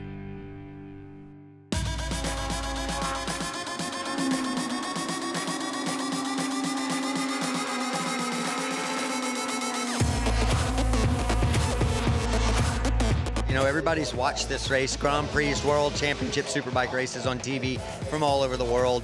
Those racers rave about it, so everybody's excited to come check it out. The scenery is amazing, you know, I mean, almost distracting, and that's a bad spot. Turn 1 is a bad spot to be distracted around this place. Fortunately, these things aren't quite as fast as a GP bike and probably not as fast as a World Superbike, so I got a little bit working in my favor, but anytime you have real estate this close to the water, it's usually, you wouldn't think they're gonna put a racetrack there, so it's amazing and awesome that they were able to do that, and I've really enjoyed my time riding around here. It seems to be coming to me pretty quickly. It made sense compared to what I saw on TV, you know. I showed up, I rolled around and go, yep, this looks familiar to me, and so fortunately it's allowed me to help the U.S. team and kind of get in the mix and fight it up with those guys a little bit. Well, the Aussies are looking for a back-to-back win. I think you might know that. But a lot of people are talking about the threat from Team America. So can you do it this weekend? Well, I mean, because it's a team effort, it's not just up to me. I'm just hoping that I can do my part. You know, Jason, I think, is really the team leader in here, and he's who brought me to it. He's got the most experience with the bike and with the track and the whole event and how it all works. So, you know, at this point, I don't know much about it. This is my learning experience. We didn't talk a whole lot about it coming into this, and I just want to do my part. So far, we seem to be competitive. I feel like we're a little outgunned and outnumbered a little bit, but go out there and give it the best shot that I got, and hopefully just do my job for the team and let everyone be responsible for their part.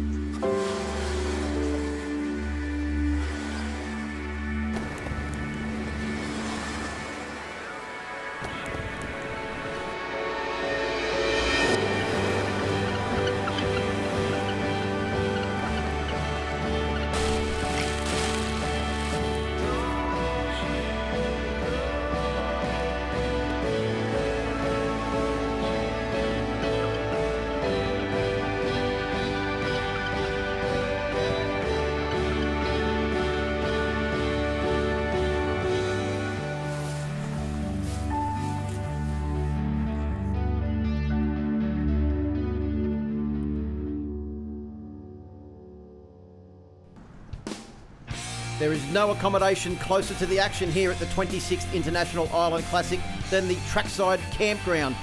Plenty of patrons making their way in to take up their positions and get the best view of racing action here at the 26th International Island Classic, presented by Visit Phillip Island. Probably the best view you can ever have from your tent. And once you do set up camp, you don't have to leave for the entire weekend. It's all here. Another highlight of the International Island Classic weekend is the Shannon's Parade Lap, where motorcycles of all shapes and sizes from Prix 1990 have the chance for a leisurely tour of the Phillip Island circuit, this year led by Carl Cox on the fastest ever classic bike around the Isle of Man TT circuit. And it's been a regular feature, well supported by Shannon's Insurance over the years, and a great initiative where the average punter gets a chance to go out and have a bit of a steer around this fantastic layout. Fergus, firstly, congratulations. The 26th year of such a fantastic event, and each year it just gets bigger and better. Oh, absolutely. It's just amazing the way that this has evolved over a period of time. And going back 26 years, when the event was made up of pre-war, classic and post-classic bikes pretty predominantly, and now we have a complete change. And in fact, we didn't have any pre-wars this year, but we've got a lot of more modern bikes here now. And David, everyone loves this track. We see riders come here from all over the world. Of course, we've got our locals like Steve Martin, but we also have some really big names come from America, such as Josh Hayes this weekend. Yeah, so Josh Hayes has joined this year. Jason Pridmore, after last year's race, went home, wanted to take it to the Aussies and went and recruited his own team. So, listening to Josh Hayes and what he's done and, what he wants to do here in Australia, it's really exciting. And the likes of John Reynolds coming out, referring to this track as the best in the world, it's really humbling, but it's really exciting to see these guys come out to Australia and ride Phillip Island. I think the people who designed this track back in 1956 really got it right, especially for motorcycle racing. Just the transitional corners, the fast transitional corners, the riders love it. The high-speed circuit, it is the highest speed circuit in the world. David, I love coming here for a race weekend. You must love working here every day at a beautiful circuit. Yeah, it is. Sometimes you sort of get stuck in the office, but as soon as you step outside into the open air and look out down to Bass Strait and look out over the lake, it is a pretty amazing place to work. And to be able to live in a country like this, to live in a place like Phillip Island, it's really humbling. It's amazing.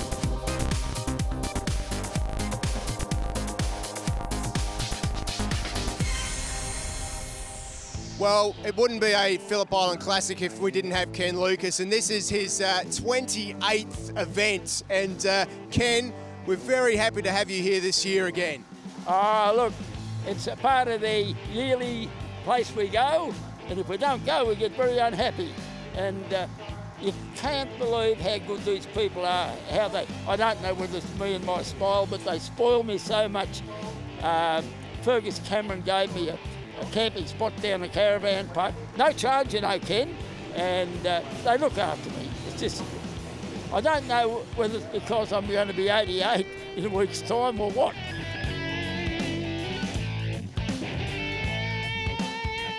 I've been around the Isle of Man 5 times, and Daytona, I rode at Daytona when the Britons were over there, and I'm just a spoiled bloody brat. John Surtees was one of my great friends, and when I had a ride in the Isle of Man, John bought a 350 Manx Norton for me to ride. That was at Brands Hatch on a Derek Minter day. Then he put it on the ferry to the island for me, and I rode that. Poor old John's dead now, but he was a gracious man. The most sad thing about poor old John, his son had a son who was just growing up driving a car, race car, and a wheel come off a car and killed John's son. And it's sad things and marvellous things in what we do. But here over this weekend, I'm getting all the help, and I feel bloody spoiled. Yesterday, the wind was that bad going down to Honda, my big Vincent. It started, the wind grabbed the thing, and then it got a big tank slapper. Mind you, I'm only doing 60 mile an hour, and the bloody thing wanted to go up there in the gravel, and I wanted to keep it on the black. We struggled there for about 50 yards, but I won. And you've got a Douglas here as well. Tell us about that Douglas. Look, that Douglas, I bought it in New Zealand about 30 years ago. I took it to Bathurst, and people won't believe me, but it's in writing. It ran 130 mile an hour through the speed traps at Bathurst. And that's been my love affair for the last 30 years. I win a lot of races on it, it's a pity. So you've seen plenty of tracks in your time, but your short circuit, what's your favourite short circuit track? Well, it's got to be Phillip Island. I feel like a spoiled brat, but I enjoy it. Great to see Ken Lucas here this weekend, and congratulations on the OAM. Very well deserved. A long-time competitor at the International Island Classic. And great to see him here this weekend as well, as we're getting ready now for race number 4, the 4th and final outing for the International Challenge. It is very, very tight in the points, with Team Australia holding a very slender lead over the Team USA team, and then also Team New Zealand not too far behind in third. And Braxy, as we've seen in other years gone by, it is not over until the final flag comes out for race 4. Anything can and will change. This is Motorsport. This is the International Island Classic. And this is classic racing here at Phillip Island, proudly brought to you by Visit Phillip Islands. We go through the grid with Aaron Morris, Josh Hayes and Steve Martin, Sean Giles, Paul Byrne and Larry Pegram, the front 2 rows. Jed Metzer, who's been fast all weekend out of row 3, along with Craig Ditchburn, who's also been fast on the TZ, Dean Orchard, Michael Gilbert, Al Phillips in there as well. Hopefully he's not starting from pit lane in this one. Mark Miller again, another one of the Americans in 14th. Barrett Long again in 16th, Quarterly in 17th. So good smattering of Americans at the top half of the field. Yeah, Duncan Coots, Team New Zealand captain and comedian, has been doing a great job this weekend as well. Roger Gunn back there in position number 25 with Matt Ineson, Joe Pethwood, Campbell Stevenson towards the back of the grid as we get ready. Race number 4 about to get under the way. On board now with the 3-time BSB champion John Reynolds. Here's the final race for 2019. The revs are building, the heart's starting to pump a bit harder as they get ready for this start. Who's going to get it? It's Josh Hayes. A little bit of a jump from there, Phil, but I think that's not going to come under the scrutiny of the officials. But Josh Hayes willing to make up for the disappointment of that, last race where he finished 14th. Down through turn 1, it is Josh Hayes has got a cracking start. Steve Martin's also got off the line well on board bike number 99. He's all pumped up from his victory in the last race as they make their way round through turn 2. Michael Gilbert on board bike number 55 has also got away well and is there looking to try and charge his way forward. Josh Hayes showing the talent that took him to 4 AMA championships. Already starting to get out a bit of a lead from Steve Martin. But look at the marauding pack as they go through Stoner Corner for the first time. Metcher sideways. Is he up the inside of Steve Martin, pushing Alex Phillips wide? Yeah, they were 3 abreast coming into turn 4 on that occasion. And I think the one that missed out a little bit was Aaron Morris right behind as we jump on board the VP Racing Fuels Katana down through the big left-hander, the heavily banked corner at Siberia, right on the ducktail of Al Phillips' Arnold's Fruit Market machine as we make our way up the hill. Oh, that didn't sound real good. No, not at all, but a bit of a squiggle on the back wheel from Aaron Morris. But look at Josh Hayes. We're only halfway through the first lap, Phil, and he's got a lead of about 6 or 7 bike lengths over Steve Martin, leading the way for the Australians. But this just shows the quality of this American field that's coming out, and no doubt next year it's just going to lift to another level because there'll be more guys wanting to come down and put their name alongside the American team. Well, we had an opportunity to talk to Josh Hayes in between races 3 and 4, Braxy. He was very disappointed with that DNF. An electrical problem caused his DNF in race number 3. He was all pumped up. He gave us the thumbs up from the commentary box when he was down there on the grid, and I think this is a fair indication that he is ready to go in race number 4. Well, the casualty of that was Steve Ratt because they took his bike off him to get all the bits to put on Josh Hayes' machine. But Steve Ratt, being the team man he is, gave it up and has gone up the roof with the masses of other people up there to get a great look as we look at the Suzuki replay coming into turn number 4. You can see how hard these riders are pushing. Jed Metcher, Steve Martin and also Al Phillips there, 3 abreast on the Suzuki replay down in towards turn 4. You saw Al Phillips getting pushed wide there too on that replay. Morris was actually lucky that he was just far enough behind to avoid the melee as they go in single file this time into turn 4, making it a little bit easier as they come hard out of the corner. It is Al Phillips that leads this 3-bike trio, trying to reel in the 4 times AMA champion Josh Hayes on board the Mojo Yamaha, out of Siberia and up towards the top of the hill.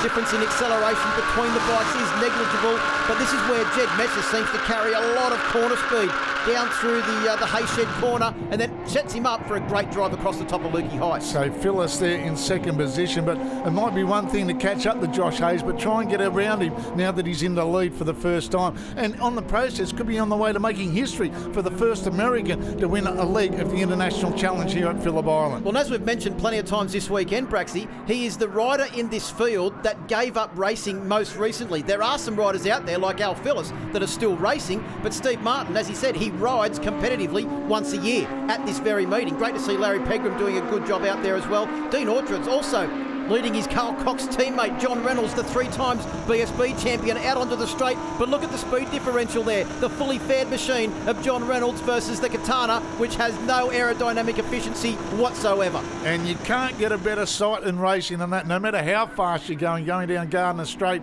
And look at Bass Strait on such a magnificent day here at this Australia Day weekend for the International Island Classic. But look at these guys.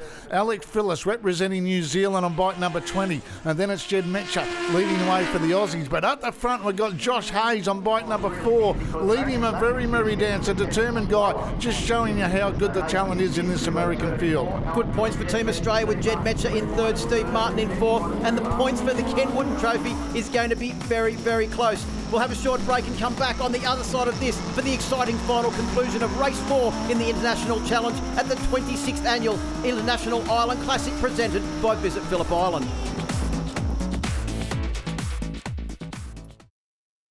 Phillip Island's golden beaches and seaside villages await you as you drive across the bridge to your island escape. Phillip Island boasts world-class surfing reserves and a vast array of wildlife in its natural habitat. Stretches of breathtaking coastline and waterways that you can experience on local charters and get up close to the Australian fur seal colony. Phillip Island boasts a range of accommodation options, including apartments and boutique bed and breakfast accommodation. Take a stroll on bushland trails and enjoy sea views from restaurants and cafes. Indulge in boutique brews and award-winning wines. For the adventurous, challenge yourself on rope adventures or go go-karting on the scale replica circuit. The island has your holiday adventure waiting. Final stages now of International Challenge race number 4 here at the 26th Annual International Island Classic. Josh Hayes is in a very safe lead at the moment, but the positions for 2nd, 3rd, 4th place is extremely close, and we'll go right to the flag. And also the extremely important points for the Ken Wootton Memorial Trophy are up for grabs.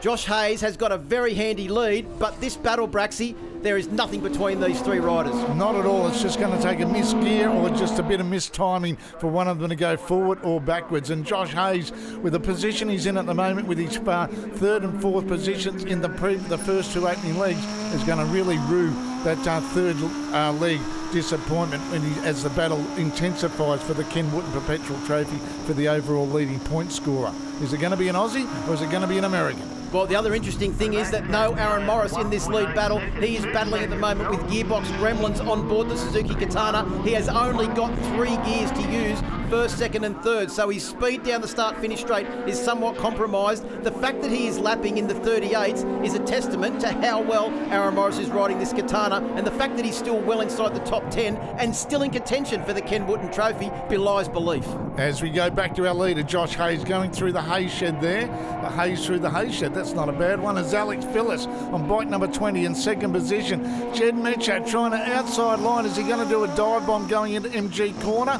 He's having a good look, but oh, look at that. Steve Martin was also having a look at him too, Phil. And Metcher has a look around the outside to see where they are as they come out of turn 10 through the copse of turn 11. This all-important drive to get the drag through turn 12 and onto the straight. Well, Jed Metcher hangs that far off the bike. He can probably see around 2 motorcycles in front of him as they come onto the start-finish straight. And just having a look at the points of the Ken Wootton Trophy, Aaron Morris still holds a very slender lead over Steve Martin if they stay in their current positions. Points can differ by 1 or 2 every time there's an overtaking manoeuvre. It is not going to be over until the checkered flag comes out. Steve Martin at the moment sitting in 4th place. If he gets ahead of these 2, he could go ahead of Aaron Morris. Well, it's 40 points for the win, 39 and so on, all the way down to 1. Oh, Alex Phillip has done something right there. I'd tell you, the front wheels just had a bit of a chatter and he stood it up a bit, but he hasn't lost that much drive. But saying that, Jed Metcher's been able to get about a 4 or 5 bike length lead, and look at Steve Martin. He's got that look of determination. He wants to move up the inside. He's not going to be happy sitting in 4th position. And his teammate Sean Giles back there in 5th position. This would also be the best points for Team New Zealand in an international challenge race for quite some time as well, with Al Phillip up there in 3rd place on the road on board the Arnold's Fruit Market.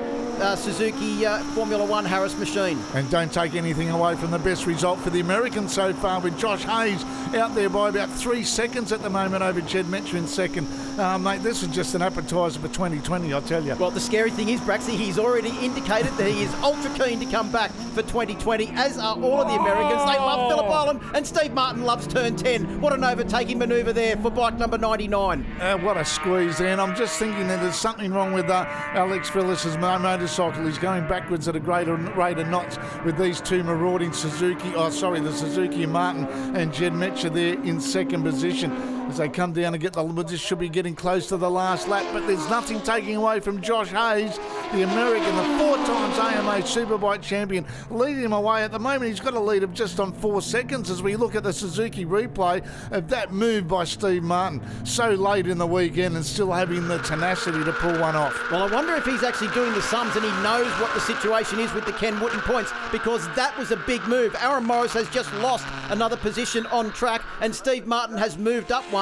The points has just changed around by 2. If Martin can get past Metcher, it could be Steve Martin walking away with the Ken Wootton Trophy for the highest individual point scorer in the International Challenge races. But look at this, Steve Martin. But Alex Phillips hasn't given up by any shot at the moment. He is right on the ducktails of these guys in the battle for second, third and fourth, but take nothing away from the man up front. Josh Hayes, he got away from the start and he just left them standing. Well, he said at the beginning of the weekend, Braxy, that his eyes were closed through turn 1 and several other areas around the circuit. I reckon they're wide open at the moment. He would be loving this as he puts a lap on one of the unfortunate backmarkers and comes up towards the top of Lukey Heights for the final time. This 3-bike battle now sees Steve Martin in the lead. That could be enough, Braxy, if he can hold that to the line, but he's in the position where he's going to offer a slipstream to both Jed Metcher and Al Phillips. Martin is safely through turn 10, and could he be on his way to the Ken Wootton Trophy for the first time? He could well be with that late braking manoeuvre. He nearly went grass cutting. There was that tight a line as they come on to turn 11 through turn 12 for the final time of 2019. Josh Hayes has already got the checkered flag, but who's going to get second as Hayes comes down Gardner Straight? It's Steve Martin from Jed Metcher, Alex Phillips, but it's Steve Martin that's going to take second and maybe the Ken Wootton Perpetual Trophy. Yeah, I think Al Phillips may have just snuck up into third place to take good points for Team New Zealand, but nothing can deny the man on screen, Josh Hayes, from the first American to win an international challenge race and top points, all 40 of them for Team USA. And he'd be ruining that race 3, well, the non-event when he finished 14th. But he's a very happy man. As you said, Phil, he's coming back next year. Pridmore will recover from injury and he'll come back next year. It'll even be a stronger USA team. It'll be a stronger Australian team, a stronger New Zealand team. Can't wait for 2020. Well, congratulations to the Mojo Yamaha crew from Team USA taking the final race victory. They've been especially fast all weekend and they've had the specially freighted out Dunlop tyres all the way from the USA, the team's favourite choice of rubber here this weekend. Steve Martin will take the overall on board bike number 99 and he'll be pretty happy with that as well. The final race, it's all Joshua Hayes on board bike number 4 from Steve Martin and Al Phillips, Jed Metcher in 4th, Sean Giles in 5th, and Larry Pegram, another great ride to round out the top 6. Michael Gilbert got better all weekend, and watch out for him in 2020. John Reynolds in 8th, Aaron Morris in 9th, and Mark Miller, another top 10 performance from the fastest ever American around the Isle of Man TT circuit. Dean Orchard, 13th place for Team Australia. Barrett Long, good points once again for Team USA as well. And their captain, Dave Crussell, finished in the top 20 on board his Yamaha TZ. Let's have a look now at the Suzuki highlights of the very exciting Race 4, the final outing of the weekend here at the 26th International Island Classic for the International Challenge races. And just after the start, Josh Hayes had gone and the rest of the field were left to sort out their own places, because you can see there Josh Hayes has already got a fantastic lead on the first lap as they made their way down towards Siberia. He just continued to extend that lead in the entire race. But the battle for second, third and fourth position went all the way to the flag. Al Phillips, Jed Metcher and Steve Martin constantly swapped positions, and with it their overall points for the Ken Wootton Trophy.